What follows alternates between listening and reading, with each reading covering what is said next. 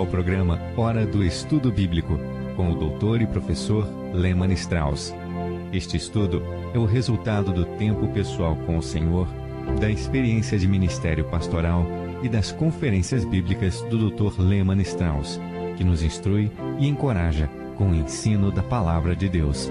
Agora com você, Hora do Estudo Bíblico, na apresentação de Aurélio Campos.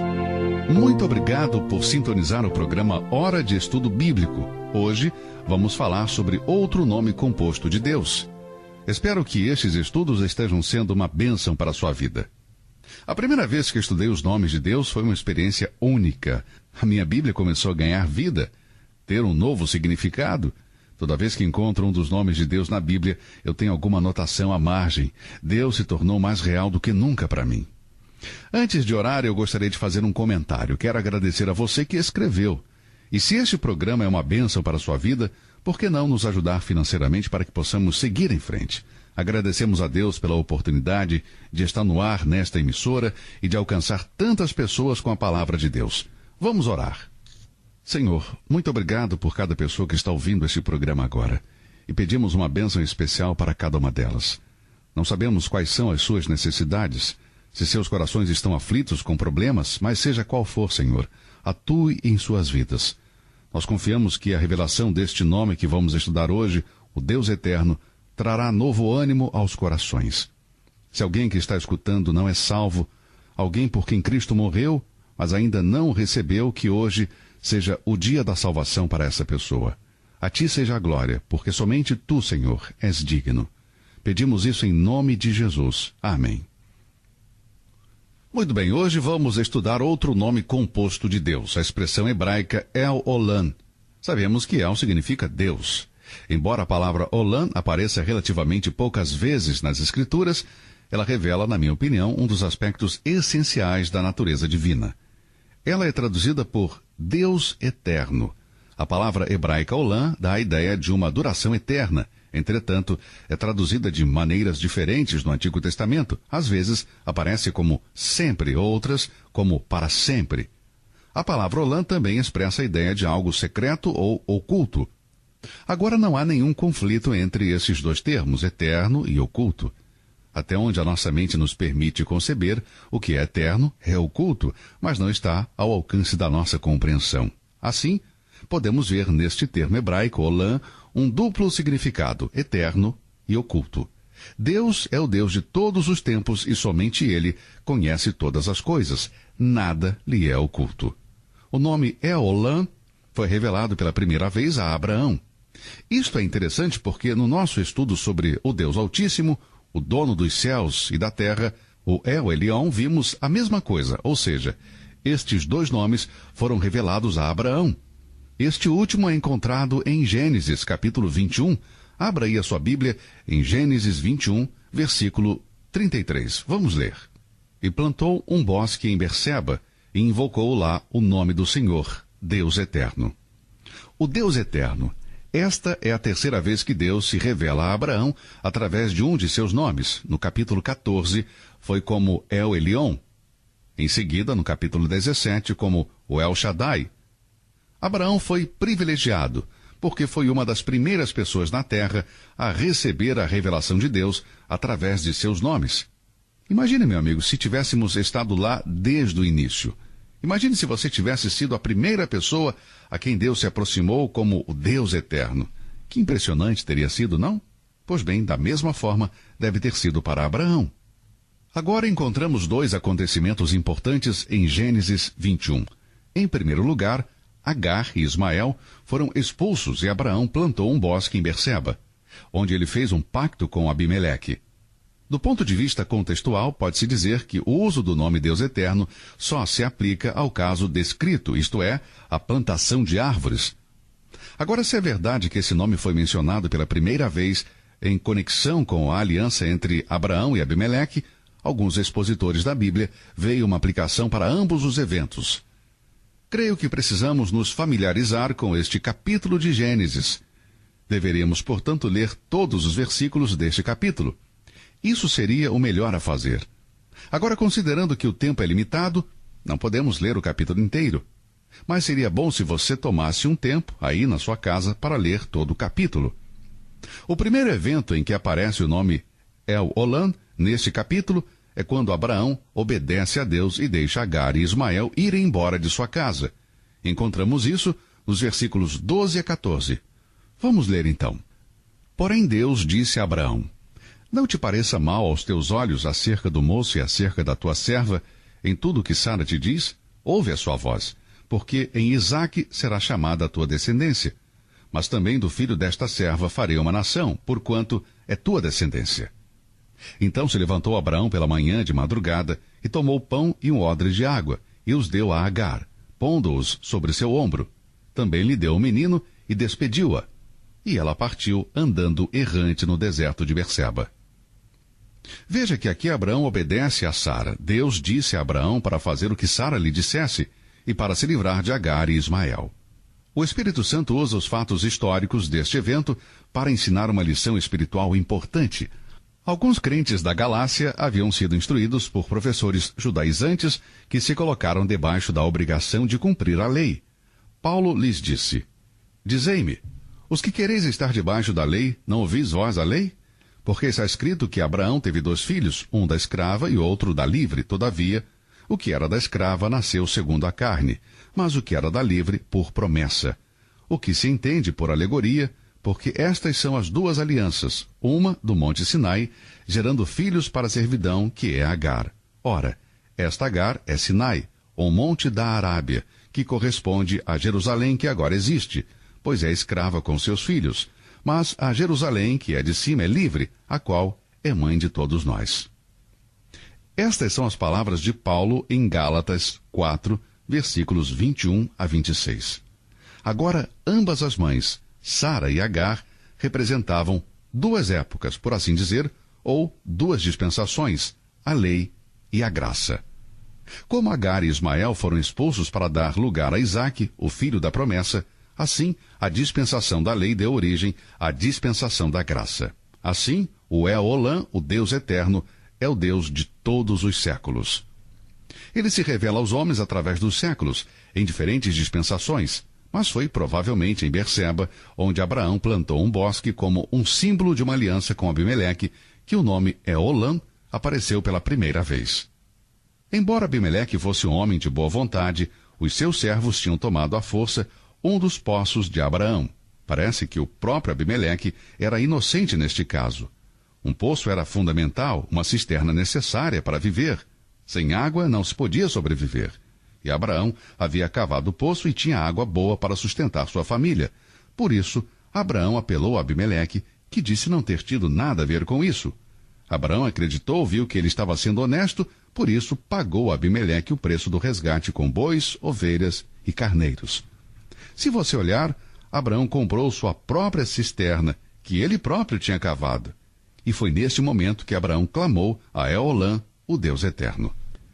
Agora, não valia a pena lutar pela cisterna, porque o Deus de todos os séculos, que está sempre disponível e é imutável, ou seja, nunca muda, era o Deus de Abraão. Ele havia se revelado a Abraão de tempo em tempo. Abraão deixou o caso nas mãos de El-Olan, reconhecendo que Deus sempre faz justiça àqueles que confiam nele. Ele não estava seguro se no futuro poderia confiar em Abimeleque e em seus homens, mas Abraão poderia depender do Deus eterno. Ele conhecia o El-Olan, o Deus eterno, que dividiu o tempo e a eternidade em dispensações diferentes. Por isso, Abraão podia dizer: eu posso confiar o meu futuro em suas mãos. O Deus eterno é o nosso Deus, é o Deus e Pai de nosso Senhor Jesus Cristo, e por isso podemos deixar o nosso futuro em suas mãos. Ele não é apenas o Deus de ontem e o Deus do presente, mas é o Deus do futuro também. Não se pode separar Deus da eternidade. Deus não considera o tempo como nós consideramos, mas podemos sempre contar com Deus para suprir as nossas necessidades. Existe um salmo que é atribuído a Moisés, no qual se encontra uma amostra de El-Olan. Deixe-me ler parte dele, é o Salmo 90. Senhor, tu tens sido o nosso refúgio de geração em geração. Antes que os montes nascessem e se formassem a terra e o mundo, de eternidade a eternidade, tu és Deus. Veja, El-Olan é o Deus eterno. Esses 2 primeiros versículos do Salmo 90 enfatizam a eternidade de Deus e respondem à declaração que Moisés deu a Israel em sua despedida, dizendo: o Deus eterno é a tua habitação, e por baixo estão os braços eternos. Deuteronômio 33, verso 27. Agora sublinhe essa frase em sua Bíblia: o Deus eterno é a tua habitação, e por baixo estão os braços eternos. Este salmo é um verdadeiro testemunho de que o Senhor tem sido o sustento e o refúgio de seus filhos de geração em geração. Eolã é o Deus de Israel, de eternidade a eternidade, alcançando o mais infinito, além do horizonte do conhecimento humano e por todos os séculos. Neste nome podemos ver tanto a sua pré-existência como sua existência eterna. Agora, a natureza do Deus eterno pode ser medida, em parte, pela história de seu povo. Se você voltar no tempo, de geração em geração, encontrará o mesmo Deus imutável. O tempo não muda. Nós lemos na Bíblia: porque 1000 anos são para os teus olhos como o dia de ontem que passou e como a vigília da noite. Agora viaje por um momento ao futuro e vá até as próximas gerações. Projete seus pensamentos o mais longe possível. Quando você chegar ao final, onde os seus pensamentos desaparecerem, você verá Deus ali. Algumas vezes, minha esposa e eu conversamos sobre o futuro dos nossos netos. Temos um neto já casado e a qualquer momento teremos a notícia que seremos bisavós, e às vezes conversamos sobre o futuro desses bisnetos. O que os espera no futuro? Nossa sociedade está se deteriorando política, econômica, moral, educacional e religiosamente. Então nos perguntamos: o que os espera no futuro? Como irão enfrentar a sociedade? Bem, queridos, eu não sei, mas Deus estará lá. Ele é o eterno Deus. O tempo não o muda, não o faz mudar, nunca o fez e nunca o fará. Sua pré-existência e sua existência eterna são manifestas em seu nome. Por 1000 anos são os teus olhos como o dia de ontem que passou, e como a vigília da noite. Salmo 90, versículo 4. Ele é o nosso Deus, nosso refúgio, porque Ele vive por todos os séculos. Ele está acima de toda mudança. Para Ele, os 969 anos que Matusalém viveu seriam um período curto em comparação com sua natureza eterna e imutável. Eu gosto disso, amigos, porque estou ficando velho, e quem não está? Mas quando envelhecemos, é maravilhoso saber que, para o Deus eterno, o Eolã, o tempo não existe, porque 1000 anos são, aos teus olhos, como o dia de ontem que passou e como a vigília da noite. Como peregrinos e forasteiros nesta terra, não precisamos temer isto. Cada geração, desde os dias de Adão até o presente, tem produzido filhos de Deus que provaram a sua fidelidade ao longo dos anos. É neste Deus eterno, o Eolã, o Deus de todos os séculos, que cada geração encontra o seu refúgio. Em gerações anteriores, Deus tratou com o seu povo de acordo com as suas necessidades no momento, e agora, sua graça é suficiente para nós neste novo século. Os dias atuais são muito diferentes comparados com os de Abraão, Isaque e Jacó. Mas, amados, o mesmo eterno Deus supre as nossas necessidades da mesma forma que Ele fez com eles, e continuará fazendo. O profeta Isaías dá seu testemunho de Eolã, o Deus eterno.